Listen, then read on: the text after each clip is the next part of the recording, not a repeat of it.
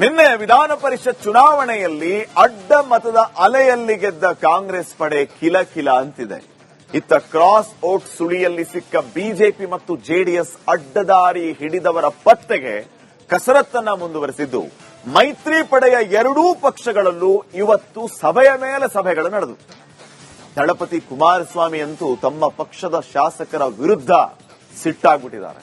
ಈ ಕಡೆ ವಿಜೇಂದ್ರ ಕೂಡ ತಮ್ಮ ಪಾರ್ಟಿಯಲ್ಲಿ ಯಾರು ಕ್ರಾಸ್ ವೋಟಿಂಗ್ ಮಾಡಿದ್ದಾರೆ ಅವರ ವಿರುದ್ಧ ಗುಡುಗುವಂತ ಕೆಲಸ ಮಾಡಿದ್ದಾರೆ. ಏನಾಯ್ತು ನೋಡ್ಕೊಂಬ.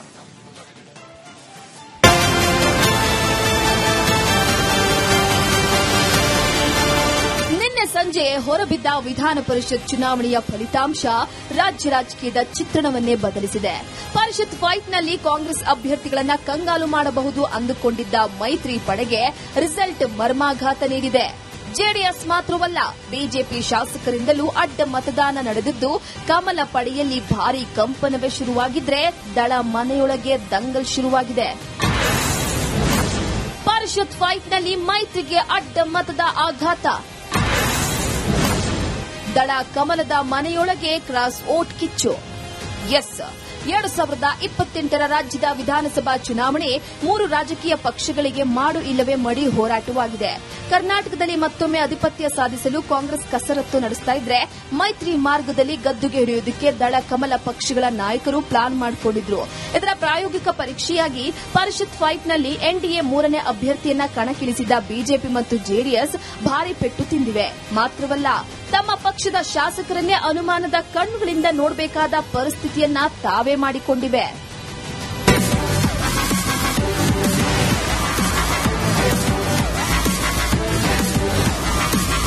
ಪರಿಷತ್ ಚುನಾವಣೆಯಲ್ಲಿ ಕಾಂಗ್ರೆಸ್ ಪರವಾಗಿ ಬಿಜೆಪಿ ಮತ್ತು ಜೆಡಿಎಸ್ನಿಂದ 11 ಅಡ್ಡ ಮತದಾನ ನಡೆದಿದೆ. ಯಾವ ಪಕ್ಷದಿಂದ ಎಷ್ಟು ಶಾಸಕರು ಅಡ್ಡದಾರಿ ಹಿಡಿದಿದ್ದಾರೆ ಅನ್ನೋದು ಇನ್ನೂ ಜಿಜ್ಞಾಸೆಯಾಗಿದ್ದು, ಈ ಪ್ರಶ್ನೆಗೆ ಉತ್ತರ ಹುಡುಕಲು ರಾಜ್ಯ ಬಿಜೆಪಿಯ 3 ಸದಸ್ಯರ ಸತ್ಯ ಶೋಧನಾ ಸಮಿತಿ ರಚಿಸಿದೆ.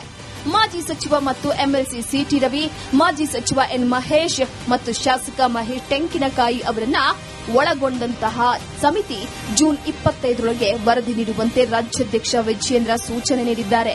100% ಯಾರು ಮತದಾನ ಅಡ್ಡ ಮತದಾನ ಆಗ್ತಾರೆ ಅಂತ ಈಗಾಗಲೇ ಬರ್ತಾ ಇದೆ, ನಮ್ಮ ಮಾಹಿತಿಗಳೆಲ್ಲ ಬರ್ತಾ ಇದೆ. ನಾವು ಯಾರ್ಯಾರು ಮಾತಾಡಿದ್ರಿ, ಅವ್ರ ಊರಲ್ಲಿದ್ರ ಇಲ್ವಾ, ಎಲ್ಲಿದ್ರು, ಅವ್ರಿಗೆ ಯಾರ್ಯಾರು ಫೋನ್ ಮಾಡಿದ್ರು, ಇವೆಲ್ಲನೂ ಕೂಡ ಮಾಹಿತಿಗಳು ಬರ್ತಾ ಇದೆ. ಅದರಿಂದ ಸಿಟಿ ರವಿ ನೇತೃತ್ವದಲ್ಲಿ ಇವತ್ತು ಸಮಿತಿ ನೇಮಕ ಮಾಡಿದ್ರಿ. ಅಲ್ಲಿ ಸತ್ಯ ಸಂಗತಿ ಹೊರಗಡೆ ಬರ್ತದೆ. ಅದಾದ್ಮೇಲೆ 100% ಯಾರು ಪಾರ್ಟಿಗೆ ಬೆನ್ನು ಚೂರಿ ಹಾಕಿದ್ದಾರೆ, ಕಳ್ಳರು, ಕದೀಮರು, ದ್ರೋಹಿಗಳು, ಅವ್ರ ವಿರುದ್ಧ ಕ್ರಮ ಮಾಡ್ಯಾರ. ಬಿಜೆಪಿಯಿಂದ ಕಾಂಗ್ರೆಸ್ಗೆ ಅಡ್ಡ ಮತದಾನ ನಡೆದಿರುವುದು ಪಕ್ಷಕ್ಕೆ ಭಾರಿ ಮುಜುಗರ ತಂದಿದೆ. ನಿನ್ನೆ ಸಂಜೆಯೇ ಹೈಕಮಾಂಡ್ ನಾಯಕರು ರಾಜ್ಯ ನಾಯಕರಿಗೆ ಕ್ಲಾಸ್ ತೆಗೆದುಕೊಂಡಿದ್ದು, ವಿಜೇಂದ್ರ ಮತ್ತು ಅಶೋಕ್ ಅವರ ಮಾತುಗಳಲ್ಲಿ ಅದು ವ್ಯಕ್ತವಾಗಿತ್ತು. ಶಾಸಕರು ಯಾರು ಅಡ್ಡ ಮತದಾನವನ್ನ ಮಾಡಿದ್ದಾರೆ ಅವರನ್ನ ಕ್ಷಮಿಸತಕ್ಕಂತ ಪ್ರಶ್ನೆನೇ ಇಲ್ಲ. ಯಾರ್ಯಾರು ಆಟ ಆಡಿರ್ಬೋದು ಅನ್ನುವ ಕೆಲವು ಮಾಹಿತಿಗಳು ಕೂಡ ನಮ್ಮ ಬಳಿಲಿದೆ. ನಾನು ಆಗ್ಲೇ ಹೇಳಿದ್ದೀನಿ, ಊರಿಗೆ ಬಂದೋಡು ನೀರಿಗೆ ಬರ್ದೇ ಇರ್ತಾನ, ಸೆರಗಲ್ಲಿ ಕೆಂಡ ಕಟ್ಕೊಂಡ್ರೆ ಎಷ್ಟೊತ್ತಿರ್ತದೆ, ಸುಡೋವರೆಗೂ ಇರ್ತದೆ ಅಷ್ಟೇ. ಸುಟ್ಟ ಮೇಲೆ ಕೆಂಡ ಆಚೆ ಬಂದೇ ಬರ್ತದೆ. ಇದು ದುಡ್ಡು ತಗೊಂಡಿರೋದು, ಪಕ್ಕ ದುಡ್ಡು ತಗೊಂಡು ವೋಟ್ ಹಾಕಿರುವಂತ ಸ್ಕೀಮ್ ಇದು. ಅದರಿಂದ ಇದು ಮುಚ್ಚಿಡಿಯಕ್ಕಾಗದೇ ಇಲ್ಲ. ಯಾಕಂದ್ರೆ ಕೋಟಿ ವ್ಯವಹಾರ ಆಗುತ್ತೆ, ಕೋಟಿ ವ್ಯವಹಾರ, ಅನುದಾನ, ಇವೆಲ್ಲನೂ ಕೂಡ ಬಯಲಿಗೆ ಬಂದೇ ಬರ್ತದೆ. ರಾಜ್ಯದಲ್ಲಿ ಎನ್ಡಿಎ ಮೈತ್ರಿ ಪಡೆಯ ನೊಗ ಹೊತ್ತಿರೋ ಬಿಜೆಪಿ ಕತೆ ಹೀಗಾದ್ರೆ, ಅತ್ತ 2028ಕ್ಕೆ ರಾಜ್ಯದ ಸಿಎಂ ಆಗಬೇಕೆಂಬ ಕನಸು ಕಂಡಿದ್ದ ಕುಮಾರಸ್ವಾಮಿ ಕಂಗಾಲದಂತೆ ಕಾಣ್ತಿದ್ದಾರೆ. ಪಕ್ಷದಲ್ಲಿ ಇದ್ದು ಬೆನ್ನಿಗೆ ಚೂರಿ ಹಾಕಿದವರ ಪತ್ತೆಗಾಗಿ ಬೆಂಗಳೂರಿನ ತಮ್ಮ ಮನೆಯಲ್ಲಿ ಶಾಸಕರ ಸಭೆ ಕರೆದಿದ್ದು, ಕಳ್ಳ ಬೆಕ್ಕುಗಳ ಜಾಡನ್ನ ಬೆನ್ನತ್ತಿದ್ದಾರೆ. ಆದರೆ ಮೇಲ್ನೋಟಕ್ಕೆ ಮಾತ್ರ ನನಗೆಲ್ಲಾ ಗೊತ್ತಿತ್ತು ಅನ್ನೋ ದಾಳವನ್ನ ಉಳಿಸಿದ್ದಾರೆ. ನನಗೆ ನಿನ್ನೆ ಚುನಾವಣೆಯಲ್ಲಿ ಯಾರು ಕ್ರಾಸ್ ಔಟ್ ಮಾಡಿದ್ದಾರೆ ನನ್ನ ಹತ್ರ ಸಂಪೂರ್ಣ ಮಾಹಿತಿ ಇದೆ, ಸಂಪೂರ್ಣವಾದ ಮಾಹಿತಿ ಇಟ್ಕೊಂಡಿದ್ದೇನೆ. ಅದರಿಂದ ನಾನೇನು ವಿಚಲಿತನಾಗಿಲ್ಲ. ಯಾರ್ಯಾರು ಕ್ರಾಸ್ ಔಟ್ ಮಾಡಿದ್ದಾರೆ ಅಂತಕ್ಕಂಥದ್ದು ಮೊದಲೇ ನಾನು ನಿರೀಕ್ಷೆನೂ ಇಟ್ಕೊಂಡಿದ್ದೆ, ಅದು ಯಾರಿಂದ ಹೋಗುತ್ತೆ ಅಂತ ಇದೆ. ಅದರಿಂದ ಇದೇನು ಈ ಚುನಾವಣೆಯ ಫಲಿತಾಂಶ, ಕ್ರಾಸ್ ವೋಟಿಂಗು ನನಗೇನು ಯಾವುದೇ ರೀತಿ ಆಘಾತ, ಅಚ್ಚರಿ ಯಾವುದೂ ಉಂಟು ಮಾಡಿಲ್ಲ. ಸಾಂಕೇತಿಕವಾಗಿ ನನ್ನ ಪಕ್ಷದ ಶಾಸಕರು ಈಗಲೂ ಯಾವ ರೀತಿ ನಡ್ಕೋಬಹುದು ಅಂತಕ್ಕಂಥದನ್ನ ಪರೀಕ್ಷೆ ಆಗಲಿ ಅಂತಲೇ ಇವತ್ತು ಅಭ್ಯರ್ಥಿ ಆಗಿದೆ. ಮುಂದೆ ಏನು ಮಾಡಬೇಕು ಅನ್ನೋದು ಅವ್ರು ತೀರ್ಮಾನ ಮಾಡ್ಕೊಂಡಿದ್ದಾರೆ.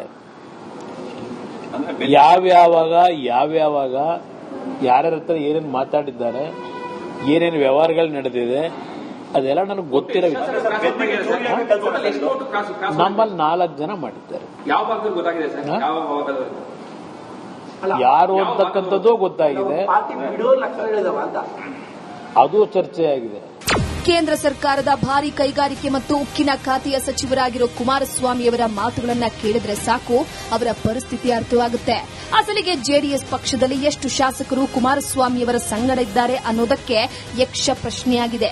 ಈ ನಡುವೆ ವಿಧಾನ ಪರಿಷತ್ ಫಲಿತಾಂಶವನ್ನು ಕೂಡ ಕಾಂಗ್ರೆಸ್ ತಮ್ಮ ಗೆಲುವೆಂದು ಸಂಭ್ರಮಿಸುವ ಬದಲು ಮೈತ್ರಿ ಪಡೆಯ ಸೋಲೆಂದು ವಿಜೃಂಭಿಸ್ತಾ ಇದೆ.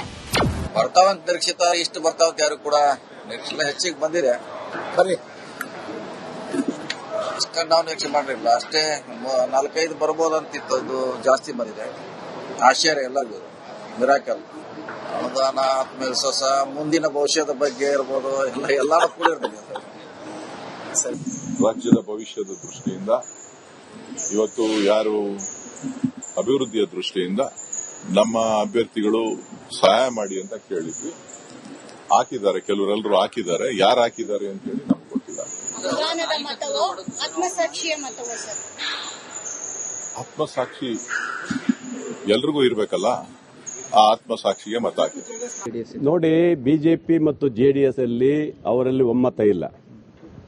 ಬಹುಶಃ ಬಿಜೆಪಿಯಲ್ಲಿ ವಿಜೇಂದ್ರ ಅವರ ಅಧ್ಯಕ್ಷತೆಯನ್ನ ಯಾರು ಒಪ್ತಾ ಇಲ್ಲ.